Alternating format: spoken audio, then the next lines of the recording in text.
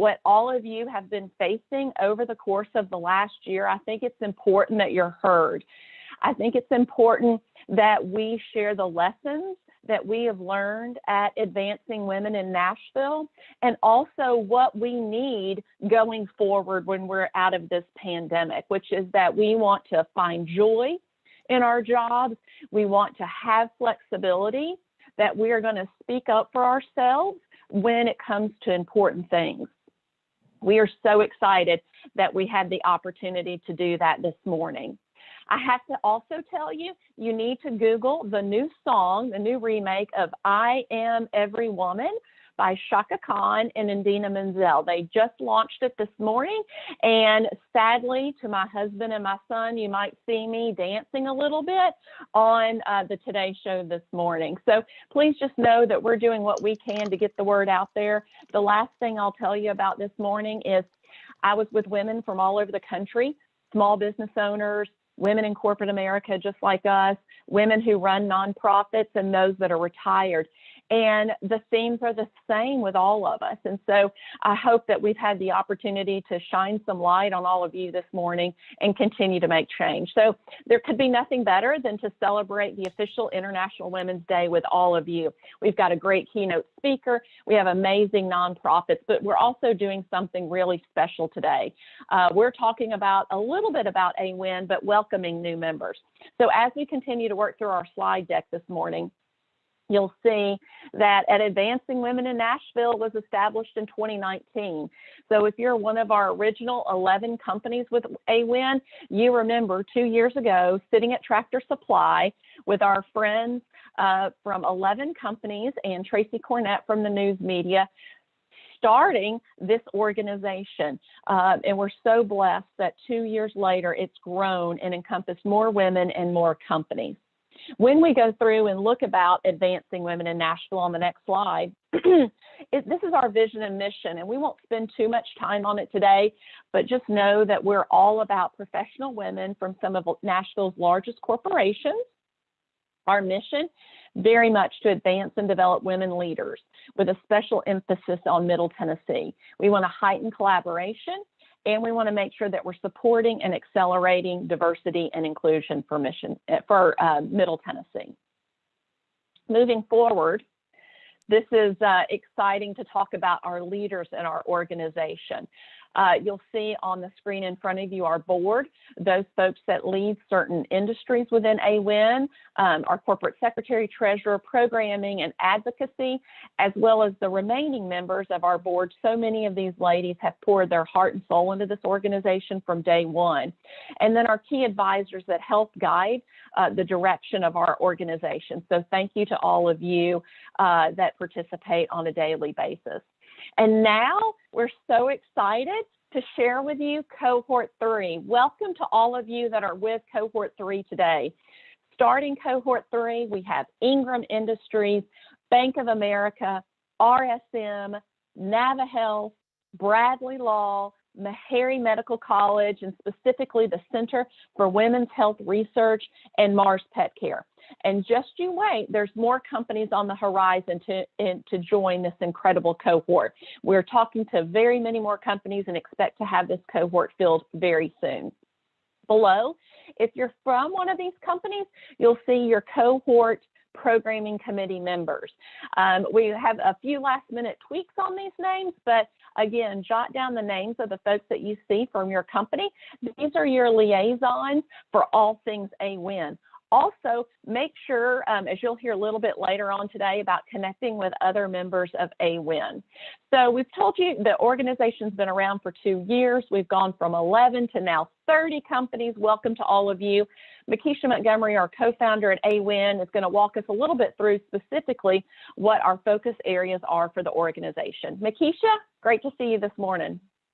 Good morning, Amanda. So excited. We can't wait to watch you on the Today Show and see all the awesome stuff that you said and count the number of times you said AWIN. Thank you so much for doing that. That's amazing.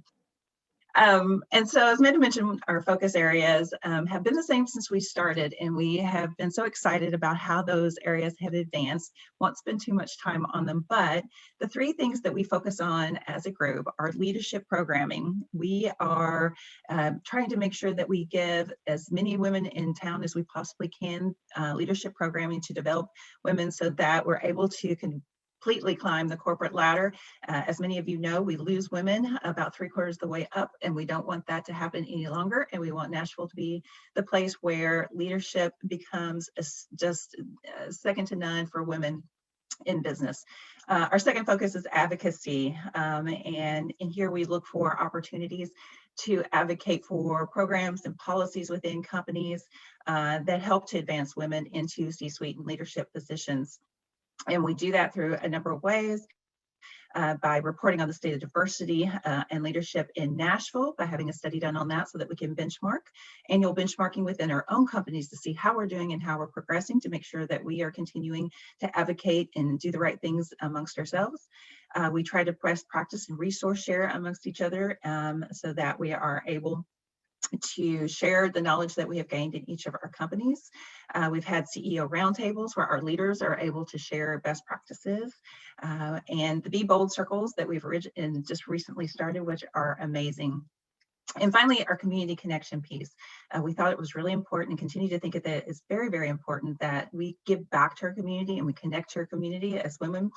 We think we do that really well. We need to continue to do it. And so as we'll talk a little bit further at this program and in each program, we partner with the nonprofits that each one of our companies invites to be part of this. And we are able through that process to give donations and hopefully forge relationships with each of those nonprofits so that we are able to give back through volunteerism. And we are really excited that we're about to launch our very first opportunity to participate as a group in a community event, and we'll be working on Women's Build with Habitat for Humanity this year. Look out for more information regarding that. All right, moving on. So how are we advocating for you? What are the things that we're doing? This kind of goes through the progress that we're making. Like I mentioned, we are looking through different ways to benchmark ourselves to make sure we're continuing to advance. And as you can see, we go through each of those different areas so that we are working hard for you. All right, moving on. If you get the opportunity today, we would love for you to connect with us. We love social media and want to continue to be very present on that, to continue to drive our organization and the things we are interested in connecting with everybody on. So as you can see, we have our Twitter accounts, LinkedIn, our Instagram, and Facebook that you can connect with us on. Please fire that up today and connect with us today. And do your absolute best to get the social media awareness out for AWIN. All right, and with that, I'm going to turn it back over to Alicia Wicks to talk about our nonprofit partners. Good morning, everyone. My name is Alicia Wicks with Skanska, and I have the honor of introducing our two nonprofit partners, Big Brothers Big Sisters and American Heart Association. They're going to share with you a little bit about their organizations and ways to get involved. So Melissa, I will hand it over to you. Good morning, everyone. Could there be a better start to a week than gathering a bunch of powerful, passionate, and amazing women together? I'm so excited to be with you for International Women's Month, and I'm so pleased to talk about our organization and appreciate you giving me some of the time this morning during our gathering. So for those of you that are not familiar with Big Brothers Big Sisters, I want to share a little bit about who we are and what we do. We are a youth empowerment organization, and we do that in the context of a mentoring relationship. For more than 100 years, Big Brothers Big Sisters across the country has been investing in our young people. From the dawn of human beings, people the current generation has poured into the next generation to teach them, to support them, to empower them as they grow. And that's what we do at Big Brothers Big Sisters. We are a professionally supported one-to-one mentoring organization, and we've been doing that in Middle Tennessee for 51 years. We serve marginalized kids, and those kids can be marginalized because of their race, because of their financial status, because of their sexual orientation or their identity. And we pour into those kids and try to move them to the center, empower them to navigate the barriers that have been placed in front of them. So we are coming up upon the 1-year anniversary of Big Brothers Big Sisters working from home. For us, it was March 16th. I'm not sure when it was for most of you guys, but it was probably right around there. Hard to believe that we're a year into a pandemic. So I wanted to share with you where we are, how we've navigated that, and where we're going. So at the outset of this crisis, what we found is that we were uniquely positioned for continuity of service. A lot of youth serving support services happen in the context of a building. They happen in person. But at Big Brothers Big Sisters, we have a history and a cadence and relationship of communicating with these in the mentoring relationship. The young person, the mentor, which is a big, and their parent. We talk to them on a regular basis, and we do that by phone, by text, and by email. So when everything shifted to virtual, we were able to keep all of those relationships intact and supported. And the thing that we noticed is that everyone was unstable. Adults were concerned about their jobs. Their kids were at home. They might have had a family member who had become ill. Parents who had kids that were in our program who might have been in our program were navigating their kids being at home, and they didn't want to add something else to the equation. So what we decided was, in that time of uncertainty, we were not going to make new matches, the new mentoring relationships. We were going to focus on keeping the mentoring relationships that we had stable. We were going to really support those people in our program through this time of transition and uncertainty. And we were going to invest our additional efforts. We were going to look at the long game. We were going to say, okay, what are the things that we can do? How can we innovate through this crisis so that we can really start to pick up our kids on the other side when we get to stable ground? How can we do things that are really going to serve our kids in the long term? And so I'm going to share with you some of those things. One is, and I think we are on the others, well, I'll talk about partnerships. So we're uniquely positioned to support partnerships in what we do. One, we have worked with, I think we've got our slides a little mixed up here. I apologize for this. I'm going to talk about 3 innovative programs. Mentor Hub. It is a text-based app that we are integrating. We built out with a world-renowned researcher in the field of mentoring. Her name is Dr. Jean Rhodes, and she is at the University of Massachusetts. And she came to Big Brothers Big Sisters and said, hey, done a lot of research on supportive accountability, done a lot of research on how kids use technology to open up. They're more comfortable. And will you guys help pilot and build out this new tool? And so that's what we've done. This tool, the kid logs in, Mentor Hub, it's an app, as I shared. The kid logs in, and it gives them a mood ring to complete. So how you feeling today? And let's say they're feeling anxious, which is absolutely normal during this time that we're all going through. And the app will then guide them to go through an age-appropriate, proven online intervention to work through their anxiety. And their mentor and our staff can see how they have completed that work and the skills that they've developed through this online application, like Headspace, using that myself right now. And the big can be the supportive coaching partner, just like what we have when we're in Weight Watchers or if we're training for an endurance event. The big can say, hey man, look, let's talk about the skills that you learned while you were navigating through this exercise. How'd you feel about that? And let's talk about ways that you can integrate that into other aspects of your life. So this text-based app will be a way to communicate, to support and aid communication, particularly when people can't get face-to-face. It will also allow another way for intimate relationship development. It will never replace face-to-face because we know we all need that. It's going to augment that interaction. The second program that we launched is called the Mentor Corps Fellows. What we noticed when COVID hit is that there were a lot of college kids who needed an internship or a practicum for their course of study. And a lot of those were not available because those programs that had been providing them did not have a virtual option. And we are focused on launching our kids successfully into adulthood. And we also have more kids waiting for mentors than we have mentors to support them. So this was a way that we could combat and accomplish several goals with one program.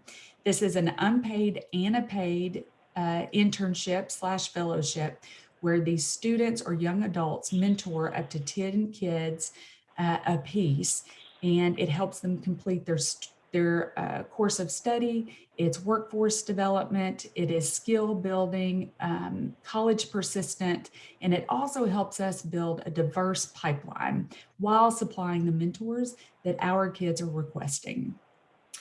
The final innovation that we had is called Big Cousins. As I just shared with you, we always have a wait list of kids. You know, at Big Brothers Big Sisters, we've been saying, come on in, because a parent has come to us and said, my child needs mentoring. And we say, come on into our family, but now you need to wait while we're recruiting the mentors for you. I'm going to throw this in and you're not going to be surprised, but women volunteer at a much faster rate than men.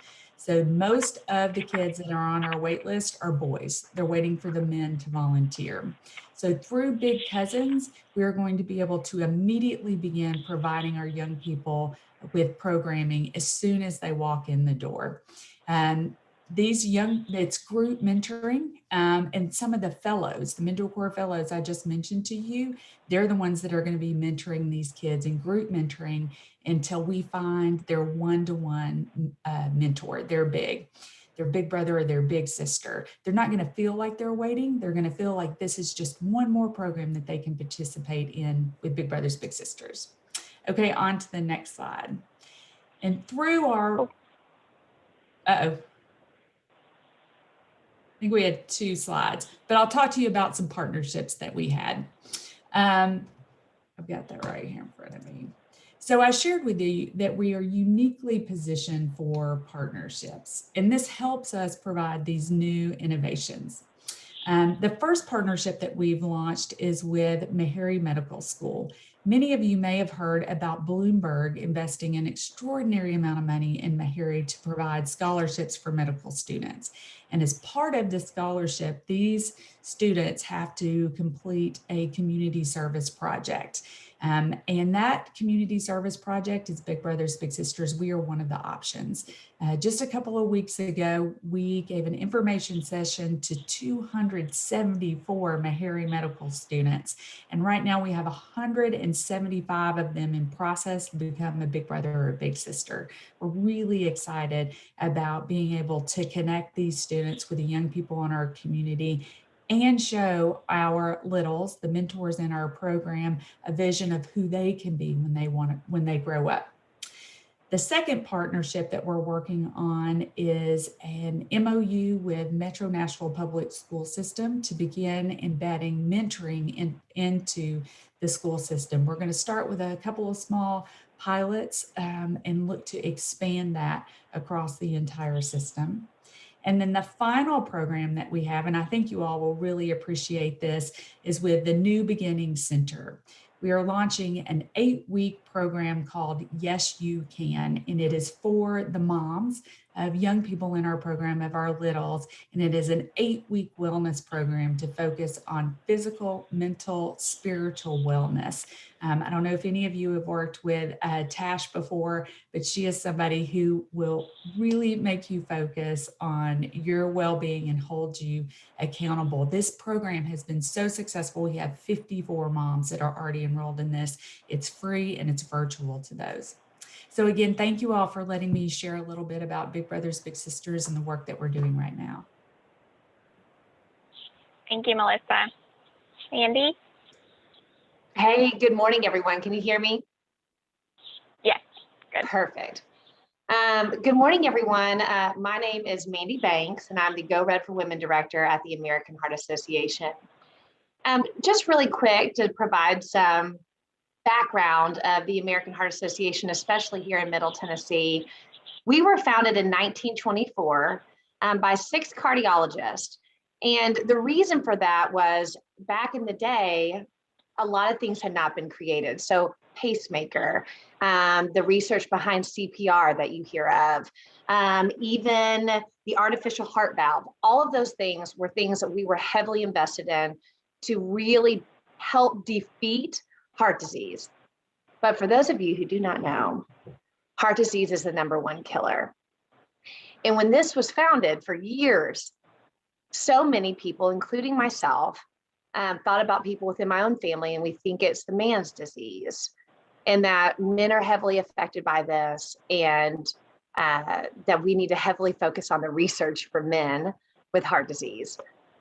So then, and it was just really important, in 2004, the American Heart Association was like, women, this is the #1 killer of women and men, but women are not taking this seriously. What do we need to do? And that is when we created, the American Heart Association created Go Red for Women, because it was very, very noticeable to us and to all of our researchers that we had to put a better and greater emphasis on women in particular, because this is such a extreme thing that women were unaware of. So for example, did you know that 1 in 3 women are affected by heart disease? So even people within your own family, when you are celebrating together, birthdays, holidays, you look around of all the women in your family, friendships, and even people that you work with, that's 1 in 3. Or that 1 in 5 women have a stroke. Did you know that number was that high? But the great thing is that you'll see on this screen, we are coming together, and we are coming together strong here in Middle Tennessee to fight this. And so we need people like you all to join. I was ecstatic to see Dr. Mallett join today. Dr. Mallett with Meharry Medical College and the Center for Women's Health and Research. She spoke for us last week for our Women of Color breakfast for over 100 women, and gave such an inspiring speech of how we can make a difference for ourselves and our families to defeat this. And so I ask you all, please join us. We are doing things throughout Middle Tennessee with things like the Women of Color breakfast. In a few weeks, we are going to have our STEM Goes Red campaign to really help with the gender gap between the STEM fields, that's science, technology, engineering, and mathematics, how desperate we need those numbers to rise for women. And so we are celebrating that. We're going to have over 500 attendees and students within MNPS join us. So things like this, if you want to get that message out to your coworkers more, you want to lunch and learn, you want to hear some about the researchers that we have invested here in Middle Tennessee, we love that opportunity. And we would encourage you all to reach out to us. Things like that we can speak out to companies, speak out to churches, speak out to any type of outreach possible to spread that word. You can count us in. So please reach out to us to Nashville, Tennessee.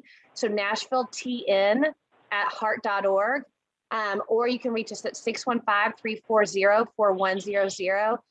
Reach out, talk to us about what would be a huge impact that you can make in your local community and local outreach to get that message out there. So thank you so very much for inviting me to be here this morning, and I look forward to hearing from all of you. Thank you, Amanda. Okay, now I'm going to introduce Katie Colson. Katie is Vice President and Account Manager with Skanska in Portland, Oregon. She manages one of Skanska's largest and most successful client construction projects in the U.S. and expanding campus for one of the world's largest high technology companies. Katie won the Skanska Great People Award and recognized one person globally for their work at developing and coaching others, leading winning teams, and promoting diversity and inclusion. She is the founding chair of Skanska Women's Network in Portland and serves on the Skanska Women's Network National Board as well. Katie's going to share with us a few words of inspiration in her journey of choosing to challenge in a male-dominated industry. Welcome, Katie. Thank you. You know, I love this topic. I really love this topic about Choose to Challenge. I would say in my close to 25-year career in construction, this has been, you know, kind of a top of mind thing for me throughout. You know, and I would say, you know, 10 years ago, this topic was very kind of prominent, where you know, it was things were kind of more upfront, where you would say, hey, you know, that's not okay to talk about at work, or that's not okay to say, or hey, think about that. Where, you know, society has changed so much, and so you know, things can be more of microaggressions, I guess I would say, or sometimes people don't even realize what they say and what kind of the meaning is behind it. And, you know, it was really interesting is, gosh, maybe a year or so ago, I was having a conversation with some executives, and we were talking about how are we going to hire differently? How do we want to have more diversity? And one of the executives was talking about an organization that they were in, and how the recognition event, the spouse gets a purse. And he was talking about it, and an employee from his company attends, who's a woman. And so, you know, he's like, yeah, and so her husband gets the purse. And I looked at him and I said, well, you know that that's wrong. Why don't you bring it up? Why is she the person who actually has to say, hey, my husband actually doesn't want a purse. We should be opening this up to everyone. And it was really interesting because he knew it was wrong, but he didn't realize that he was actually should be the person to challenge. And so sometimes I think it's, you know, how do you get people to see some of those things, and how do they challenge, and how do they use some of those words?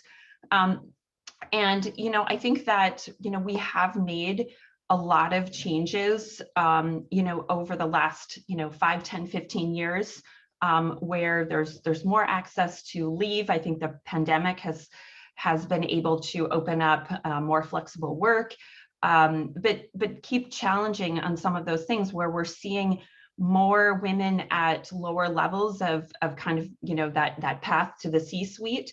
But how do they keep breaking through some of those barriers? And we can't really take our foot off the gas to be able to do that. And so, you know, I think really about giving people opportunities and showing their knowledge is educating people. And kind of, as I mentioned, is I remember someone said to me, you're a really great project manager for a woman. And I called them out on it, and I said, well, geez, we don't really have any women project managers besides me. And why not just say that I'm a really good project manager? And he thought that it was actually a compliment, instead of saying, oh, I didn't get that actually was a slight. And so sometimes it's having those relationships and having some of those conversations with people of what that actually means. I would also say of really challenging and using inclusive language. There's so many things. I remember in high school when I took a grammar class, and everything was about he. Well, he did this, and I actually asked my teacher about it, and he said, well, that's proper English grammar. But, you know, as time has changed, and there's a lot of things that, you know, it's the policeman or the fireman, right, of really using different language so that our kids and people think of it differently. And so, you know, instead of that, use worker or staff or people. And, you know, I think that those types of things can really draw that inclusion, and they can be small things that actually create big change. And then, you know, also one thing that I really think is important is, you know, in business, so many things are tied to relationships and how you know people. And a lot of the team builders and trainings and things like that can be geared towards, you know, a group of friends. And so there's a group that they all do, they all go play golf together, or they all do the, you know, March Madness, and then they really just kind of pick their own friends. And I think it's really about challenging on some of those things. Is that, you know, I actually, you know, it's funny, as my first job out of college, my boss had asked me, oh, do you want to do the NFL pool? And I think he thought that, you know, he's like, oh, great, we can win more money. I actually won the pool because I love sports. But, you know, I think people don't understand, you know, kind of some of those things. And even if people don't love sports, they want to be included. So really thinking about how do we change different things? How do we challenge in lots of different ways within our own company, but also in society, and having conversations so that, our own families and kids, but also our coworkers and people who work for us. And also, frankly, our bosses, right, are having those inclusive conversations and events. So I challenge you all to keep the foot on the gas. We still have lots of work to do, but I definitely seen some great changes. Thank you. Thank you, Katie. Heather, I'll turn it over to you. All right, thank you. So I'm really excited today to share with you all our keynote speaker, Kia Jarmon. And I don't know why you can't see me. So sorry, y'all can't see me, but I'm smiling at you. And Kia Jarmon is going to help us with our Choose to Challenge today. Happy International Women's Day. I'm very excited for that you all, 182 of you are here today with us. So that is amazing. And Kia Jarmon is going to help us choose to challenge. I want to let you know that words make worlds, and it's helping us find the right words and how to say them at the right time so that we can help all women succeed. And I think Kia is going to help us with that today. Kia works at the intersections of community, culture, crisis, and communication while guiding leaders, organizations, and systems on a pathway of improvement. Kia partners with high capacity leaders in nonprofit and government and the C-suite, and she does mission-driven, high-impact initiatives to design strategic processes that prioritize inclusion, racial justice, and equity. She wears a ton of hats. She serves as the agency director for her boutique communications and engagement firm, the MEPR Agency, and she is the founder and visionary for the Nonprofit Equity Collaborative. She provides capacity building, support, and leadership development to nonprofits led by people of color, and she is the co-leader of the Black Philanthropy Initiative in Nashville. She also serves as the collective impact consultant with the Center for Nonprofit Management. So we are very excited to have Kia here with us today. So Kia, I want to welcome you and thank you for joining us, and we're excited to hear what you have to say. Good morning. Thank you so much, Heather, for that amazing introduction. I'm glad to be here. If you see me looking down, it's because I'm going to be also checking the chat every now and again as we're having conversations with each other. Thank you so much to Advancing Women in Nashville, the leadership, the organizers of today. I also look forward to turning in on the morning show to see how many times AWIN was mentioned. And I'm always grateful for those of you in attendance. You could be anywhere else this early Monday morning, but we are here for International Women's Day. Before I get started, I must take a moment to honor my ancestors, those women who came before me and who never had an opportunity to experience an International Women's Day or a celebration of this type about their womanhood or their humanity, but who were certainly women that exuded global presence and nobility, leaving us their legacy. I have to always state that I'm a product of their greatness, even if the world never noticed. I must acknowledge them. And that's exactly what today is about, right? It's about choosing to notice each other, even if the outside world or no one else notices us. I arrived at today's topic by happenstance, really. Amanda and some of the organizers will remember this story. As we were in preparation for today, we were meeting and Amanda was sharing a brief story that really selected the topic for me. She was sharing that in a recent conversation with a male counterpart, she mentioned the theme of International Women's Day being Choose to Challenge. She went on to say that his response was, that he asked the question, is this a protest? I imagine if we were in person, I could see all your faces because I just wish I could see your faces. And you'd have some type of eyebrow raised or you'd have a piqued interest in your facial expression the same way that I did. It wasn't so interesting to me that at the mention of the word challenge, his immediate response was that it was a protest, because I know that humans use a variety of tools like associative memory or deductive reasoning to understand the meaning of words. We just mentioned that. The worlds in words, right? This is a part of how we develop biases and the experiences or series of experiences that are affirmed by the reactions of external contributions like your media or parents or society. And so when each time it happens, it develops this imprint in his brain. And so that's what happened. He had developed an imprint in his brain based on that word. But let me get back to the point. What was interesting was that imprint, his cognitive response to the word challenge, based on how it was relayed back to us, was seen as something questionable or possibly even something negative. And in that moment, the topic was born for me, because as a professional contrarian, I love to be able to use what someone thinks possibly could be negative and potentially make it a positive, or question and push back on things that we've always done before.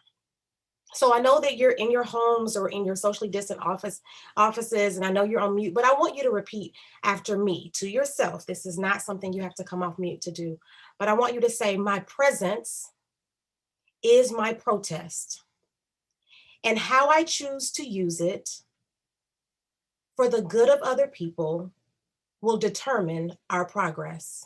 So let me say it again. My presence is my protest, and how I choose to use it for the good of other people will determine our progress. The word protest means objection to something. And so I imagine, you've been up for maybe a couple of hours at this point. You've likely had some level of objection to something. If you have children or a partner, or even if you just checked your email, you've likely already said your daily no. You've pushed back already. And as women, more universally, we spend most of our professional careers, we just heard about that, most of our professional careers having to object, having to react and resist the actions of another person regarding their discomfort with our existence, particularly in the male-dominated environment. The questioning of why we belong, reversing of our decisions, undermining our authority and our voice and the power of who we are. This might be reflected sometimes in how we're hired or fired or promoted or reviewed or mentored. And going even further, milestone activities like taking some time off to be a mother or becoming a caretaker of an elderly parent aren't seen as positive and valuable contributions to your family or your society, but rather they're questioned as some unwritten breach of contract with your professional career, because what's going to happen? You have a gap in your resume. Remember what I mentioned about biases developing these imprints in our brains that instinctively or unconsciously, because in the reports, you all really love unconscious bias training. They remind us what to think. These biases leave that same imprint in ourselves about ourselves, and they slowly chip away at who we are. I'd highlight most specifically, it chips away at our joy. And I heard that early on in the conversation about one thing is about enjoying what it is that you do. And the greatest harm, and I would not be myself if I didn't bring this up, but the greatest harm is that we do this to each other sometimes. We can be the biggest offenders of this behavior to our fellow sister. So these external voices that are happening out in the world are also in contest with the voices in our head. They're playing the game of who can beat her down faster. And what's so bizarre about this experience is that you might find that the voice inside your head is not even your own voice. Instead, it's some weird combination voice of your parents, your college professor, and your first supervisor all combined together. And that voice then becomes the mascot of doubt and shame and embarrassment that tries to affirm the negative feelings that others present to you about you. It uses your feelings against you. Instead of processing the emotions that need to be managed and properly placed, it questions your excellence and makes you question your presence. So at some point, you might even stop showing up physically or at the very least mentally. For many of us, this voice gets the title of imposter syndrome, and we listen to all things Brene Brown, love Brene, or some other amazing person to fix ourselves instead of realizing that we are not broken. We are just in our season of resistance. We're in our season of protest. In that season, everything has the potential to be hard. And through all of these experiences that you try to take out, you will still find a way to show up. That's what I love about us as women. You still find a way to silence those voices in your head. You find a way to go beyond the expectations. You find a way to defy those odds. You find a way to be better for others, even if not for yourself. And you find a way to object. So in this moment, I hope that you're cheering yourself on and saying, my presence is absolutely my protest. So as you go into this next season of your career, and so some of you are, knee deep in your career, and some of you are at the very top of your career. But let's just say, for a point of context, that today is the start of the beginning of that season. I want to invite you to consider this question. What do I want my presence to stand for that can benefit someone else? I want you to think about that question throughout the rest of the conversation today. What do I want my presence to stand for that can benefit someone else? Because as you started your career, sometimes the only person you could stand up for was yourself, and that's understandable. But now, as you're progressing, it is your responsibility to discover how you use your very presence to support another woman. So before we get to what we can do to stand up for someone else, how we can choose, how we can challenge ourselves, how we can challenge our industries, how we can challenge our counterparts. Before we can do that, I want us to take a step back for just a moment in reflection. I want to reflect back with you and think about the first time my presence was a protest. And before I share my story, I want to invite you to the chat box, and you all are already on fire there in the chat box, and I'm going to get to it in just a second and look and see what's being said. But before I get too deep, I want to first ask you to share your own experience. So the first time you knew that your presence was disruptive, or that you created a challenge, or that you set forth some type of change. I want you to share your earliest memory of your presence as a woman, or as a person with a disability, as a person who understands that sexuality and identity can live on a spectrum, a person whose socioeconomic status may have been different than your peers, someone whose faith has been questioned, as a person who's Black, Indigenous, or a person of color, or any other intersectional experience to your womanhood. When did you know that your presence was your protest? I want you to share your story below. I remember I was in 3rd grade, and I remember this moment so vividly. I can almost remember maybe even what I was wearing if I thought long enough about it. And I remember my dad was very upset at my school, and he was calling and he was making a fuss, and he was, it was a really big deal to him. And I remember why that was happening, because it was the first time I knew that other people knew that I was Black. I was in an all-white classroom with the exception of one other Black student. And I came home to tell my parents that that student was going to be moved to another classroom. They needed to spread around the diversity. My dad was upset because he felt like I needed a fellow classmate that I could relate to, someone I had someone I had relationship with, someone who could be of support to me, and vice versa. And of course, what everyone understands, maybe at this point, as we are fast forward all these years later, is that this is a perfect example of diversity with no inclusion. I did not feel safe or welcome, or I could be my authentic self in the classroom where everyone was different than me. I want you to think about what it means to be in 3rd grade as a young child, to be so isolated and tokenized in that way, where everyone treats you differently, experiences life differently than you, and you're the one who has to adapt. That moment in 3rd grade was a mirror to much of my life. It was at this age that I understood the discomfort of my presence. I understood my protest. And I can somewhat smile about it now because it set the foundation for who I am, for what I'm willing to be and what I'm not willing to be, for how I choose to take up space and how I leverage my presence for others. It serves as a reminder that my very presence could cause a stir. And I must say that my ego gets a little chuckle out of that. While my story may be one of extreme of our collective experiences, I am certain, as I review the industries and positions of the women represented in this group, that we all have had a moment or a series of moments that imprinted into our memories that our very presence was an interruption to the status quo. As a matter of fact, I imagine many of you participate in this group and others because you understand the value of having support, but also in creating space for the next generation.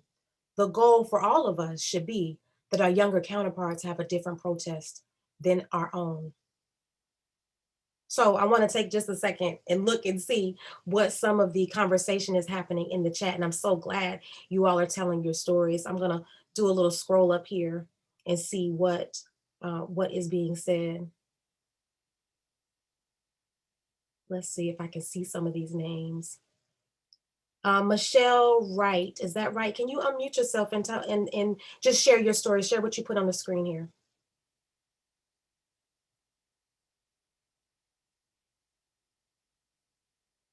Are you there, Michelle?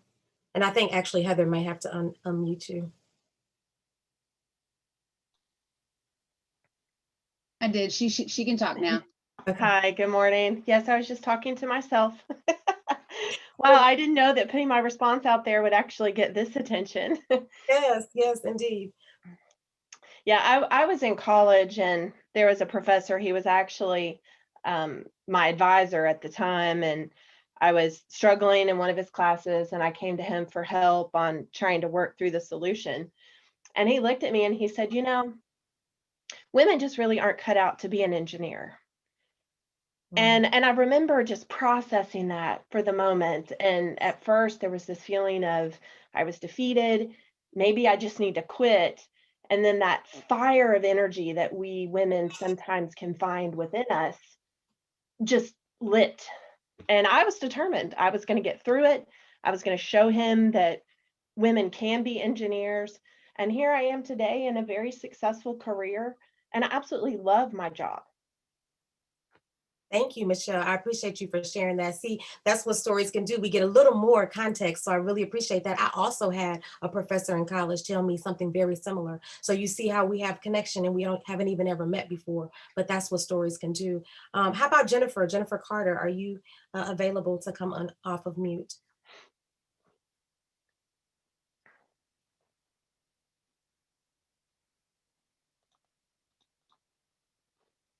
Go ahead, Jennifer.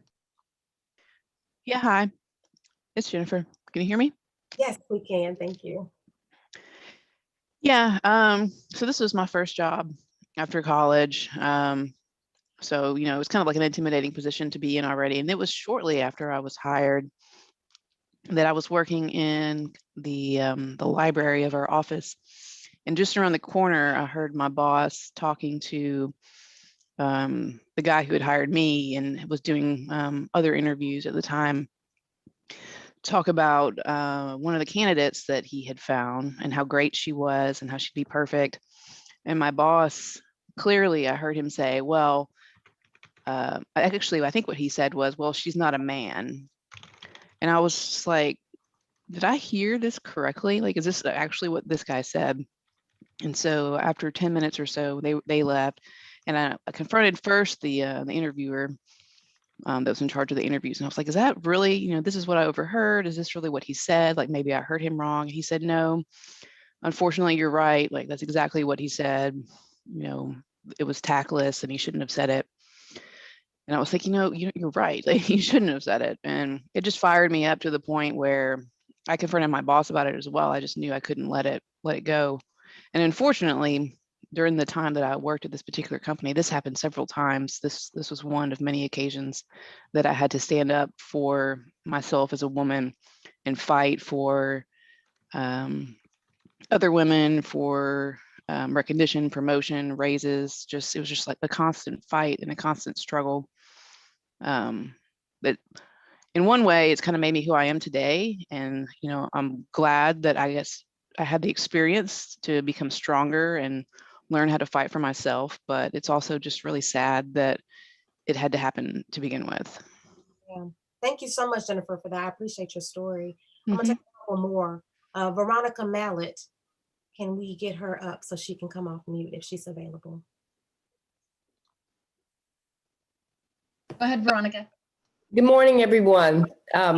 My parents were civil rights activists, and so my earliest story is passing out leaflets in front of the Kresge's Five and Dime in Detroit, and being active in protest at the age of 4 years old. So I feel like being an activist is in my DNA, fighting for those that we have typically characterized as marginalized and vulnerable has been my life's work. And I have always felt called to those populations and advocating for others. And it's what I feel that I'm here to do. Thank you. Thank you so much for being here and sharing your story. Tasha Adams, I want to make sure I say your name correctly because that's the only way it needs to happen. So can you come off mute? Hi, yes, I'm here. Okay, if you share your story with us. Yeah, I was in my first leadership role as a supervisor there.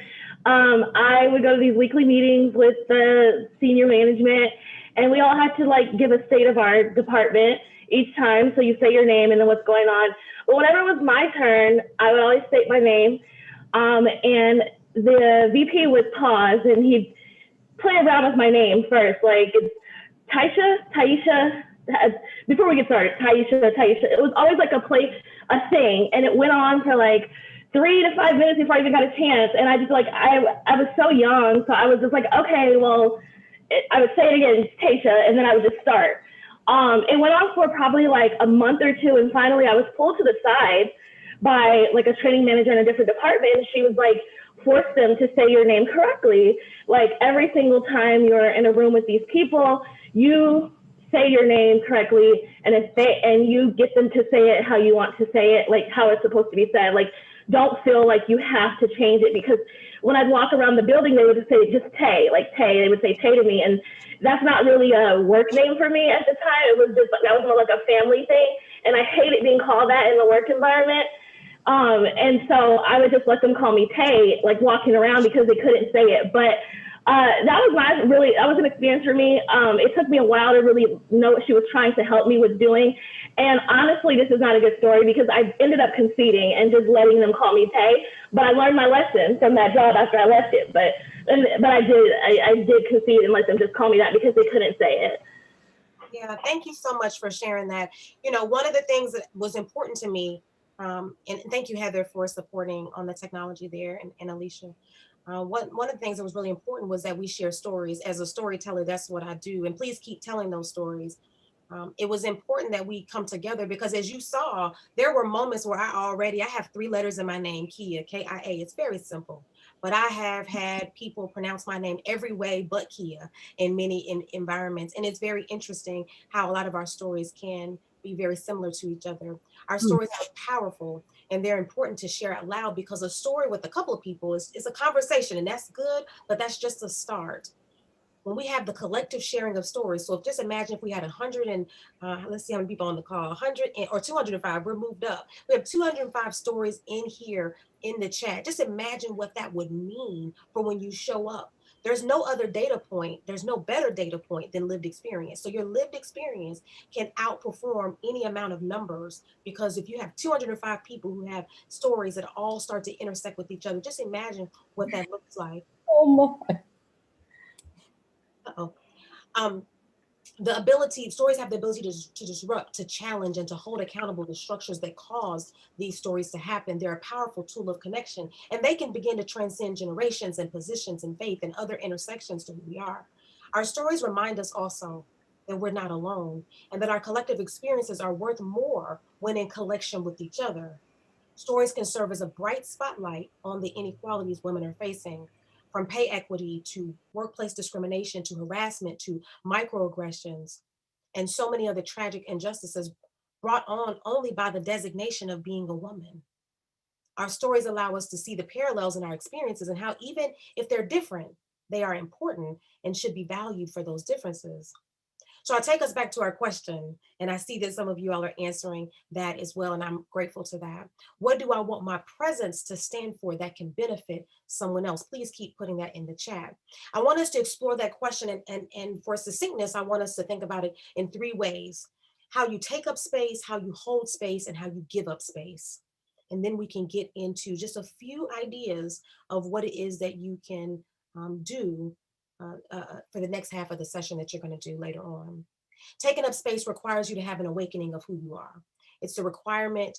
Its requirement is that even with a shaky voice and a trembling body, you get broader, you get wider, you get more loud, you get louder, whether it be figuratively or physically. You allow yourself to remove negative self-talk, and you adopt the mindset that tells you there is no place I do not belong. Holding space requires you to understand the space you operate in, and use this space to support someone else. You provide space for someone else to just be supported, be vulnerable, be upset, to be who they are, with only a curious mind and not judgment. And then giving up space requires that you recognize that you have power, and that to do better by another person, you must let them have access to your power.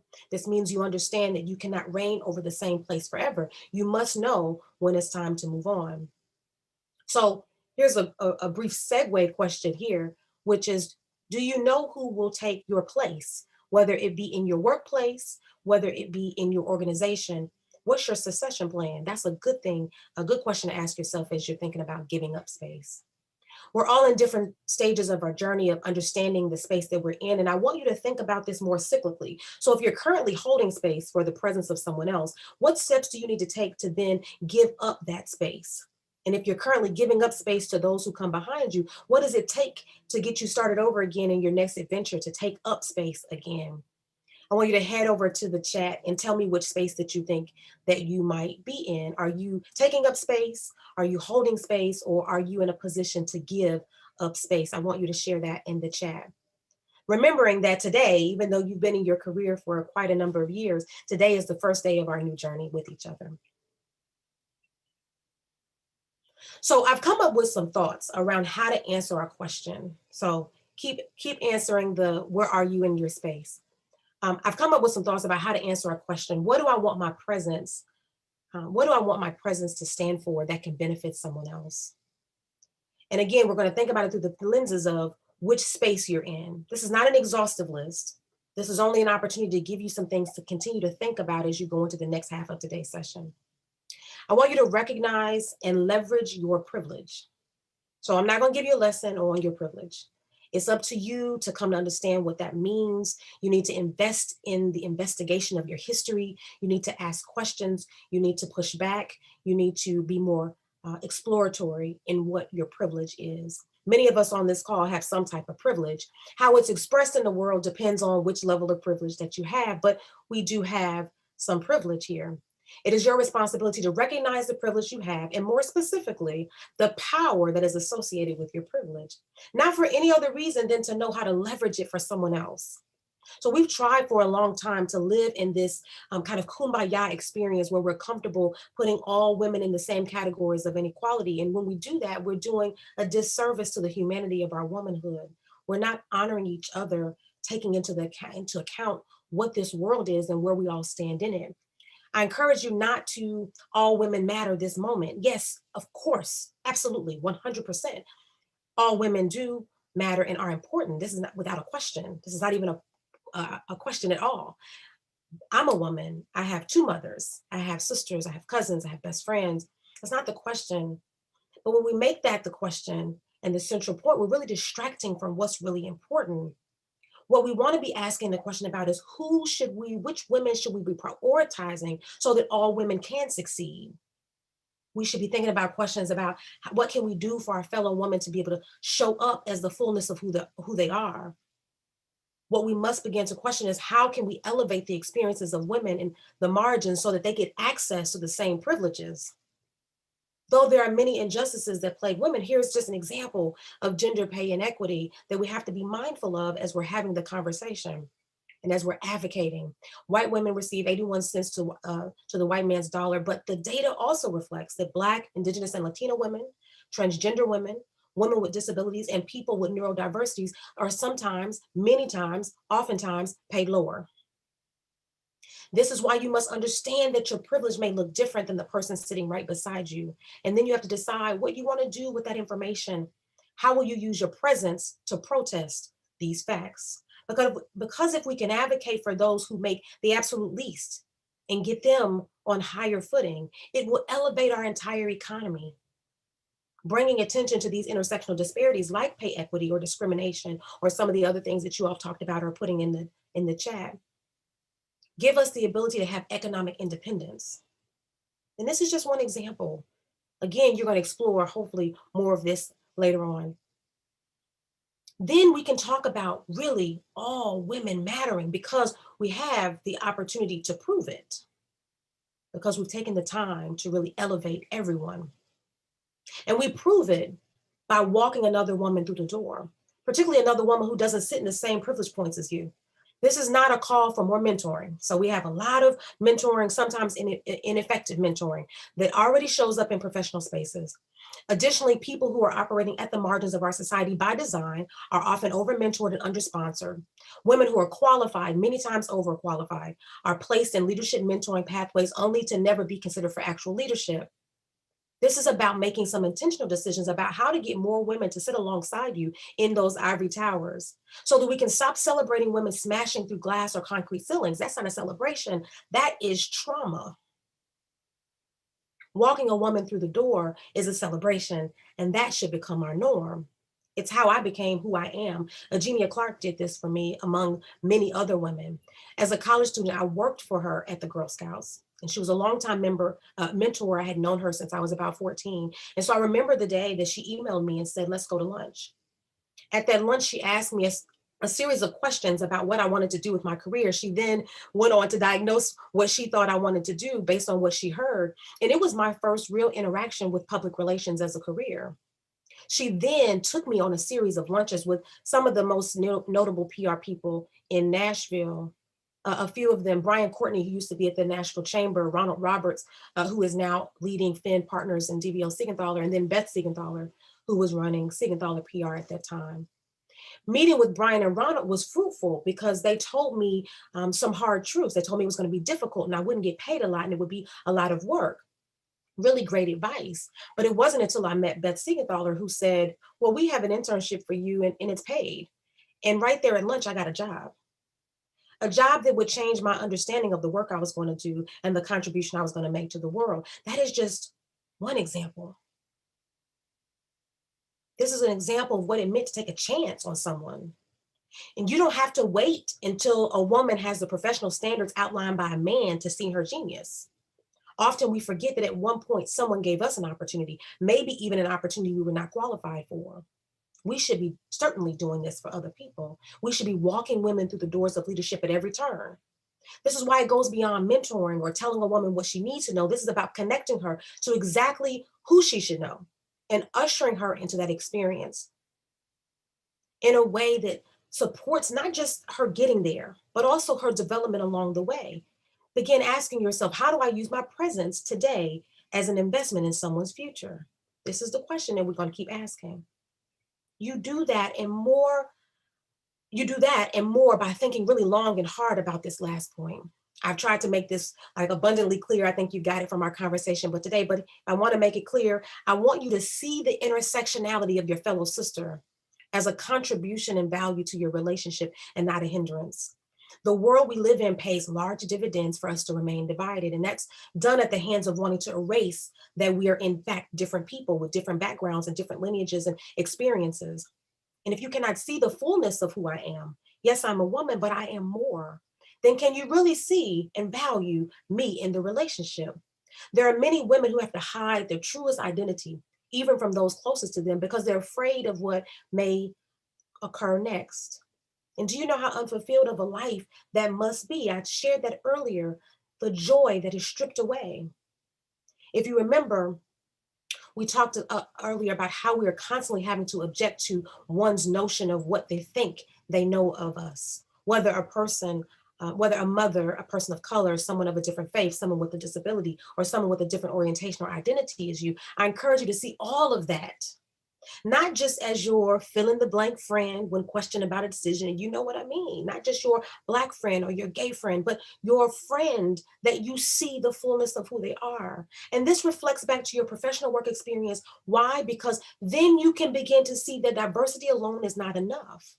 No one just wants to be a checkbox, a token or a representation of everyone who looks like them. Instead, we must have inclusion. We must celebrate and advocate for the 360-degree perspective of a person, knowing that it might be very different than another person. We must find a way to see their individual experience as value add to our work environment. Seeing them, truly seeing them, will allow you to then protest on their behalf without you having to censor yourself. So I come back to this question again, and hopefully you're sharing it in the chat. I see a lot of stuff in the chat, and I love that. What do I want my presence to stand for that can benefit someone else?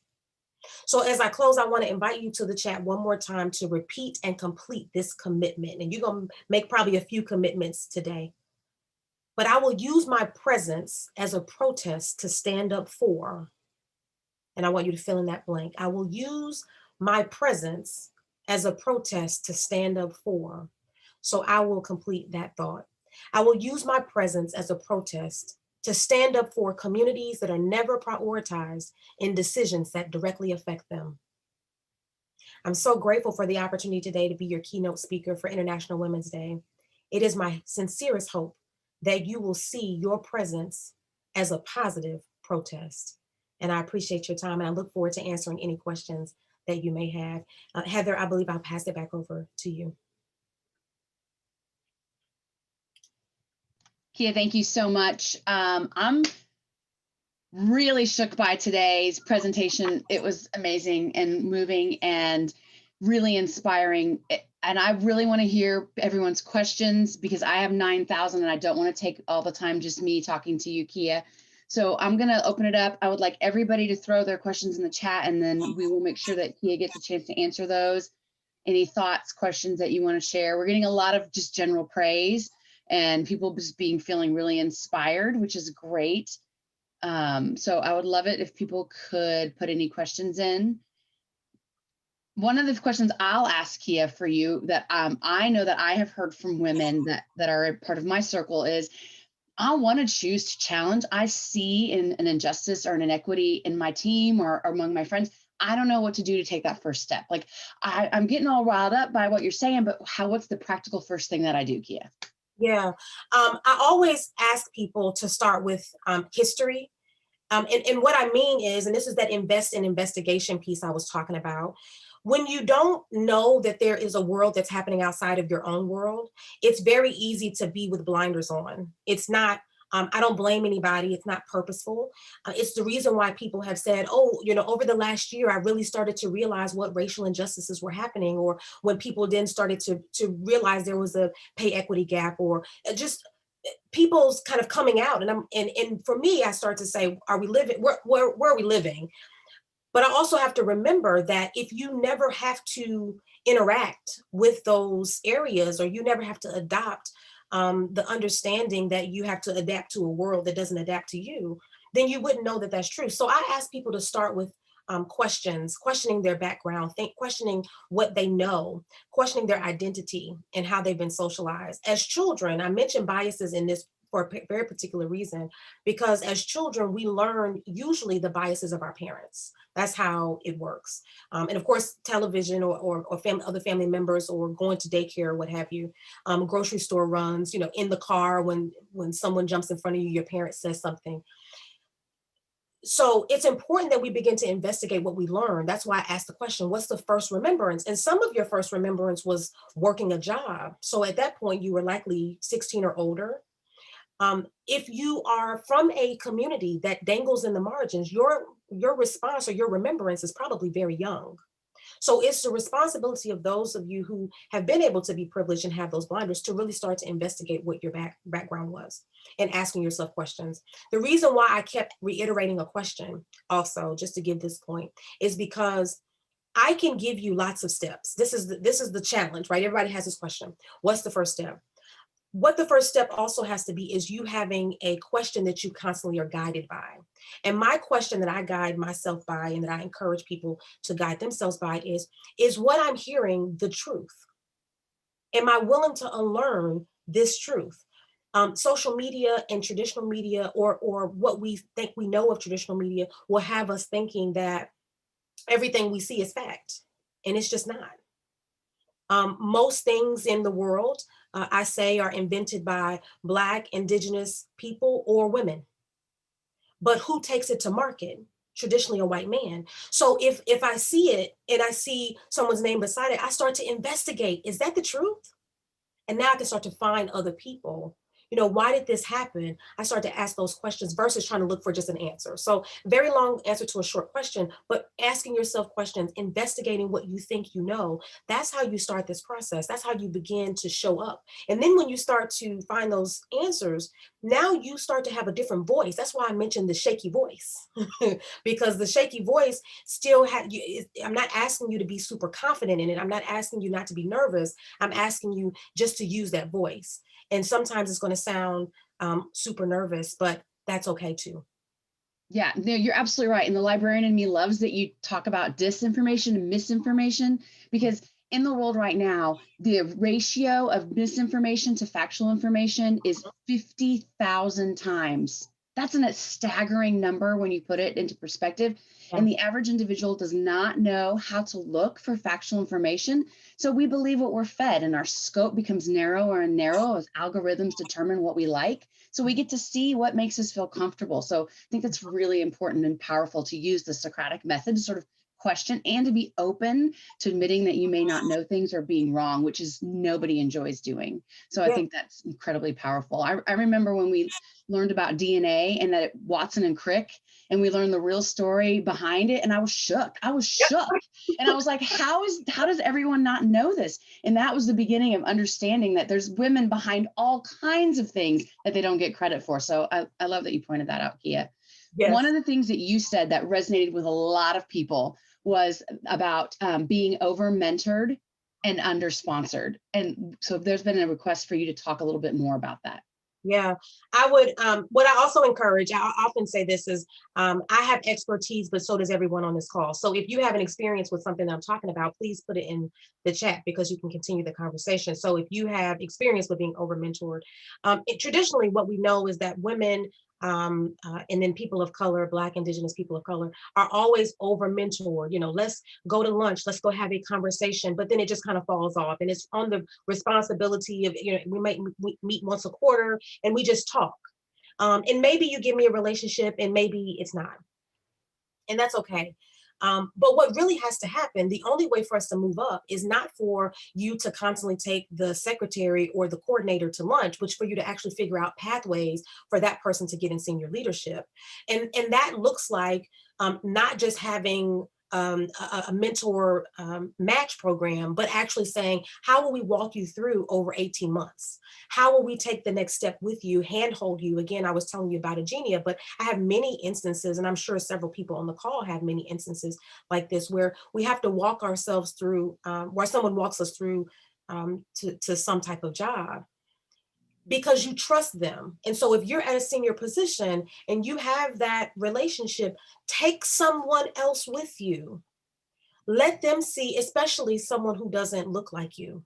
And that can mean a variety of things. You know, this might be you're older, that may be a younger person. This may be someone with a different faith background. This is how we get to know each other. But this is also how you start to normalize that other people have the potential to be leaders as well.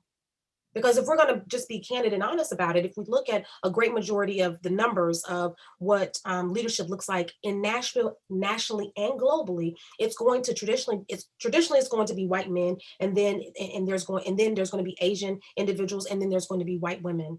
We have to make sure that other people who fall on the margins get an opportunity to move themselves up as well. And so it's really going to be about you finding someone who you're going to actually use your shaky voice to say, this person needs a job. And they may not have all the qualifications today, but they can get there. That's the other part about this, because men do this all the time. They walk people into jobs and they have limited qualifications. They move from industry to industry and have no industry experience, and they come in and they figure it out and they do it. Women have the same. I would even probably bank myself on saying have even more opportunity, because we move so much. We're so flexible as in our worlds that we probably have the ability to move within industries even more. Because we understand how to pick up things very quickly and how to adapt very quickly. So it's really about pushing people more towards their goals versus just patting them on the back for, doing well. So that's one way I would say that. Cynthia in the chat says mentoring doesn't necessarily get you to move up. You need a sponsor to help you through the journey. Absolutely. You need someone who's willing to say, I vouch for them. And that means you have to be a good you have to be a good person to sponsor, right? But I vouch for them. I vouch for their work ethic. I vouch for what they present and what they bring. I vouch for if they have a challenge, I'm willing to step in and have a conversation with them. Don't let them go, or don't, discipline them. Let me have the conversation with them. That's how this could work, is that you put your name out there. What I hear a lot of women and men say is, I put myself out there one time and I got bitten back. And I say, that happens all the time. That's no different than any other part of life. Welcome to parenthood. Welcome to being a child of parents during COVID. Stay at home. I mean, you get the backlash all the time from somebody. that's going to happen, and that should not be a reflection of every single experience. It happens one time, that's okay. Let it happen one time, and then you showed up again, and it can happen again. But this is what learning is about. We expect people to go from college then to greatness, and your brain doesn't develop until what, 25? I actually am an advocate for figuring out how to keep kids in college until 25. Everybody's not going to love that, but your brain hasn't even finished developing. So then you put them in a position. So yeah, they're going to make some mistakes. And I'm not saying they should be in the C-suite. What I'm saying is, how do we help really move them ahead versus saying, you figured out on your own, I had to do that. That's a poor representation of who we can be as women. Is we're helpful, we're nurturers. That's what we do. We should keep helping ourselves through. You know, you're absolutely right. And the other thing is the flip side of privilege is power. So when you understand your privilege, so me as a white woman, I can also be aware that I have some power and choose how I want to use it. And one thing that A1 has been great for me is I've seen all these amazing women give all of their time and their energy to helping other women. And then I realized I can do that too. And so it wasn't that I was unwilling, it was that I didn't know I could. And so now suddenly I can use my power to help someone else, which I didn't know I had any power. So it's self-belief too, and that empowerment statement that you were talking about earlier. Yeah, very good. You have a couple of questions, and I think this might be our last one, but about perception. So somebody said, how do you strike the balance between being respected and seen as a woman and person of color, but also a person who is relatable and welcomes educating those around us in the workplace? Paige says, I find it hard to be down, but also try not to be seen as a person that takes themselves and my protest too seriously. But the reality is, it is serious. So that's one part of the question. The other one is, I just want to be heard without being tagged as pushy, bitchy, know-it-all. And so I think those are both kind of the, how do I push forward without this label? And so Kia, I'd like you to speak to that. Yeah. Hi, Paige. I think I know Paige really well. So good to see you virtually. Okay, let me sit with this for a second. So striking the balance. I don't believe in balance. So that's one, the language of balance I don't believe in, because we'll never balance. Balance is equal distribution. And we're always going to be unbalanced in some way, especially in relationship to this conversation. So I create boundaries for myself. And that's something that you have to ask yourself a question about. What boundary do I want to set in this experience? How do I want to show up and be my authentic self? And also honor, my work and what I constitute as professional, not what the world constitutes as professional, but what I constitute as professional. This is a challenge because this is something that every person who is likely a Black, Indigenous person of color has to struggle with. Is how do I, especially as you work your way up the career ladder, how do I make sure that I'm relatable to other people who look like me or who have some affiliation to me or relationship to me? And then how do I also do my job? I get that. I believe this is where you have to figure out, that's where mentoring and sponsorship in particular comes in. This is where having someone, what would be considered, people call it an ally. I don't like allyship. I really like co-conspiratorship. It's my preference because allyship can be very lazy and performative, but co-conspiratorship can be where a person, in particular, a person who's not in your kind of your sphere or circle, can really support you in on one side of this. So on the professional side of this, they can support you on that, helping you to be your most authentic self, helping you to confirming that you're doing the right thing and that you're well. On the other side, you also need other mentors or other people who are of color or who are relatable to you as well, who can also confirm that this is something they've experienced too. I would just to be who I am and be honest and say there may not be an opportunity for there to be a balance there. It's just something you're going to have to contend with in a way that until you get to a senior enough position where you can make this change for someone else. That's the unfortunate part. As it relates to the pushy, let me go up because I think that's the question up here. Being tagged pushy or bitchy or know-it-all. Well, here's what I would say, and this is where you have to figure out which stage you're in.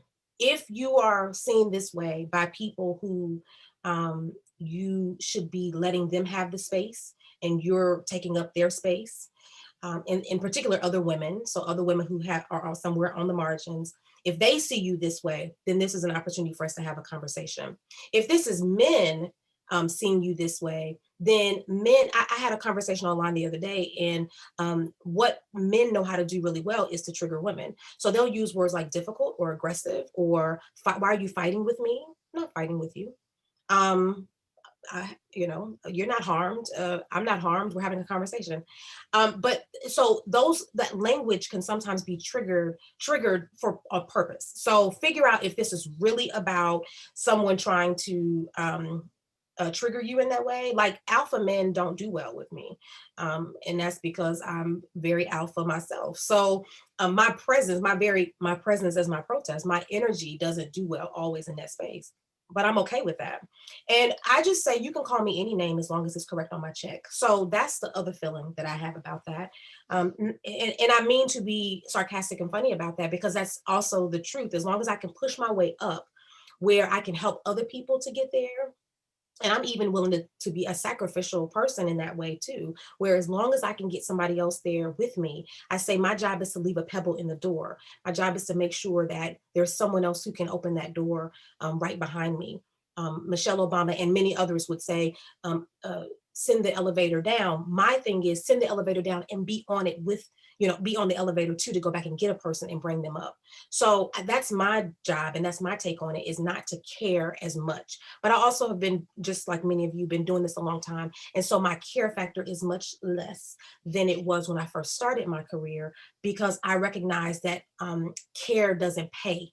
So what does pay is really helping the legacy of someone else. That has always been impactful, and that's always been, I could always cash that check, if you will, is making sure other people had an opportunity. That's always a check I could take to the bank, always. But someone can't thinking that I'm pushy. I mean, I probably am. So I like that. I'm pushy too. So yeah. Thank you, Kia. Guys, everyone keep putting your questions in the chat. I'm going to turn it over now to Kristen Darby, who is our Chief Information Officer for Envision, to do a wrap up for us. So Kristen, I'm going to unmute you and have you start your video, and keep putting those questions in the chat. Kia and I will keep feeding those and answering them. Great. And thank you, Kia Jarmon, for joining us today, especially on International Women's Day. On behalf of the group, we appreciate the opportunity to learn from you and how to challenge ourselves to ask difficult questions, and also to ask questions differently than we would have in the past. Some of the key takeaways that I noted was my presence is my protest, and how I choose to use it for the good of other people will determine our progress. What do I want my presence to stand for that can benefit someone else? And third, think about how you take up space, how you hold space, and how you give up space. Very powerful messages. Today, with it being International Women's Day, the theme is Choose to Challenge.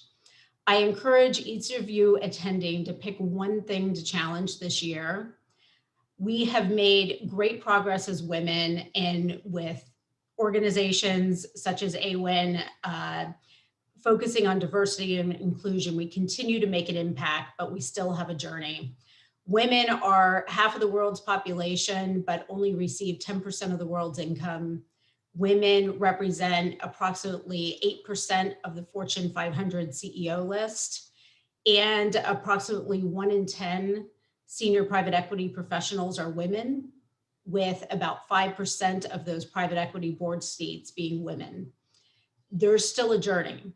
So please use your platform to pick one challenge this year of something that, when you look around, is an area of focus for you, or something that doesn't feel right. How will you use your presence or privilege to benefit other women, so that more of us can rise together? What will you choose to challenge?